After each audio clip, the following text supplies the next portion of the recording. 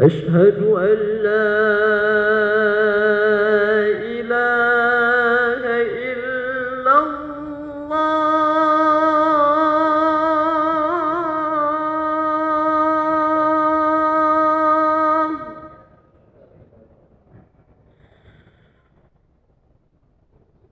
أشهد أن لا إله إلا الله.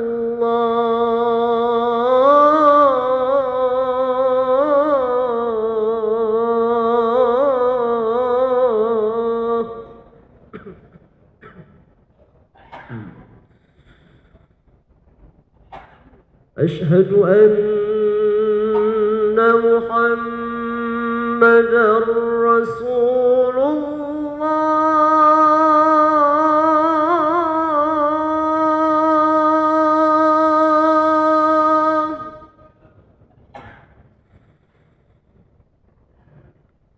أشهد أن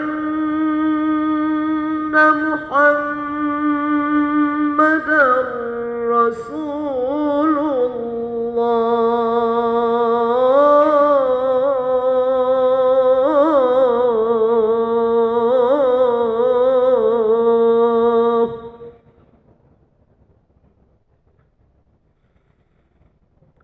حي على الصلاة.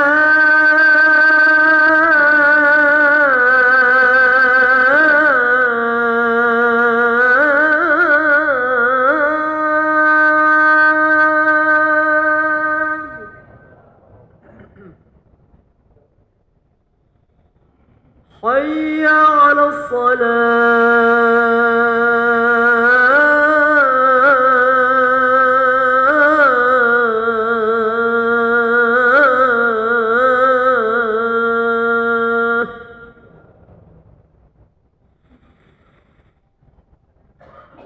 حي على الفلاح.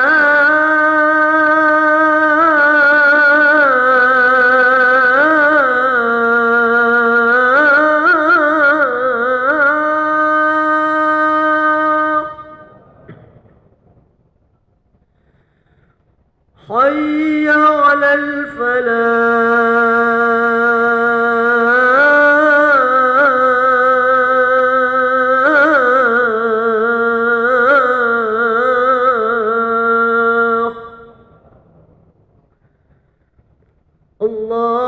الله أكبر، الله أكبر. لا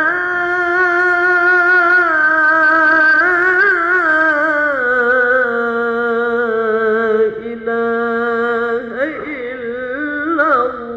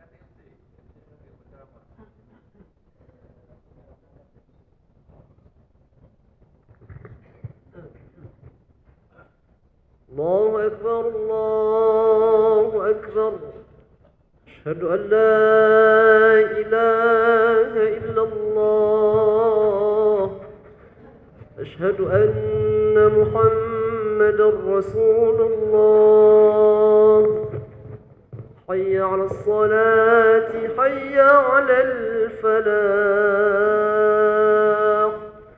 قد قامت الصلاة قد قامت الصلاة الله أكبر الله أكبر لا إله إلا الله لا إله إلا الله سيدنا محمد صلى الله عليه وسلم صلي استووا أقيموا صفوفكم وتراصوا رحمكم الله أعوذ بالله من الشيطان الرجيم بسم الله الرحمن الرحيم قل أعوذ برب الناس من شر الوسواس الخناس رب أعوذ بك أربع ركعات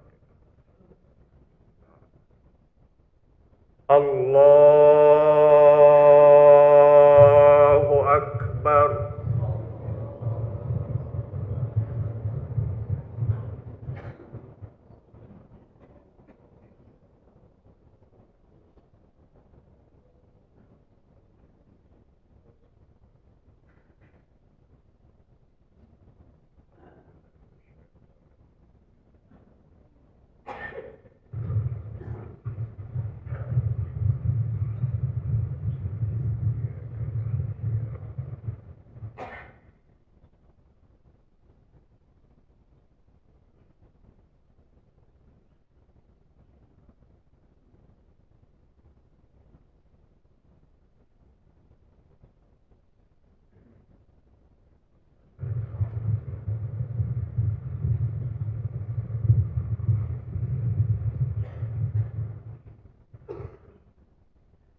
الله أكبر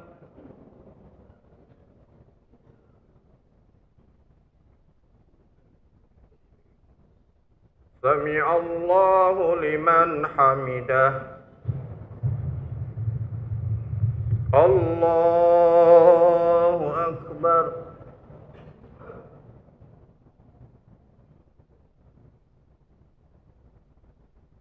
الله أكبر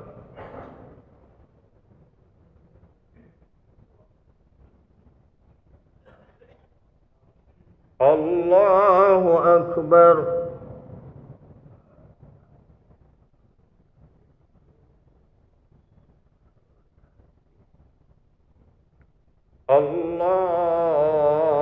الله أكبر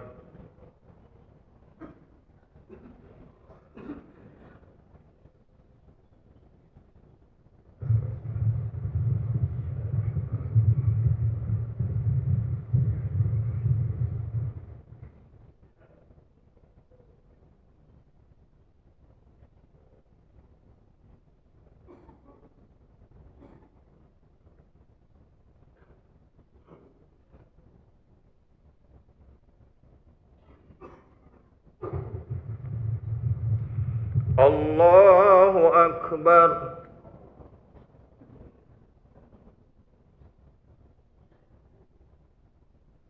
Sami Allahu liman hamidah. Allahu Akbar.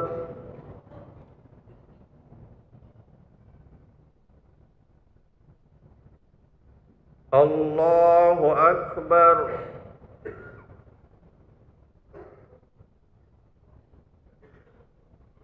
Allahu Akbar.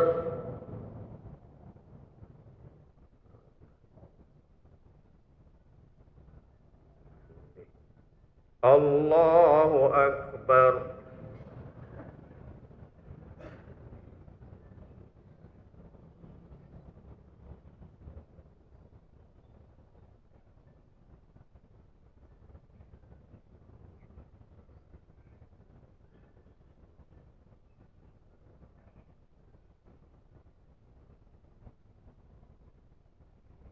Allahu Akbar.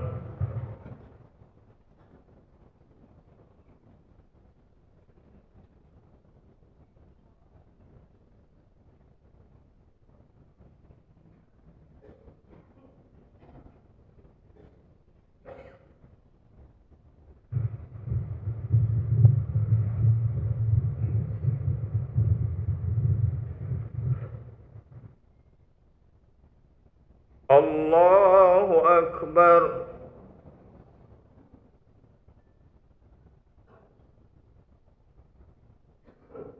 Sami Allahu liman hamidah. Allahu Akbar.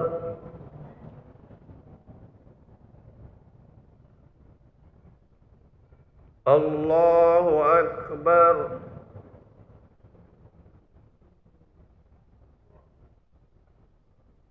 Allahu Akbar.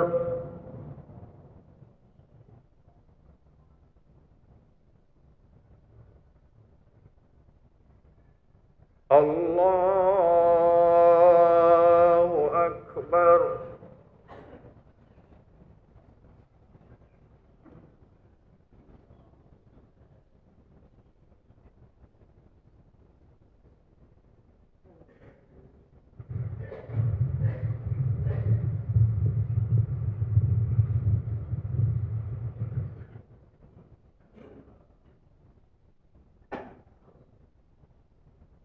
Allahu Akbar.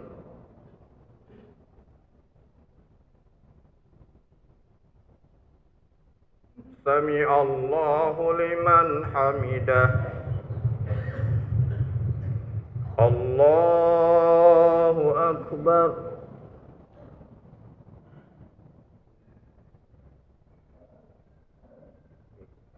Allahu Akbar.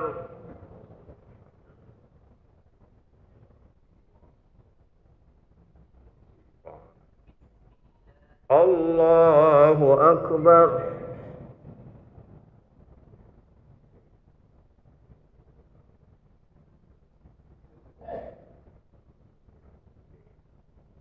Allahu Akbar.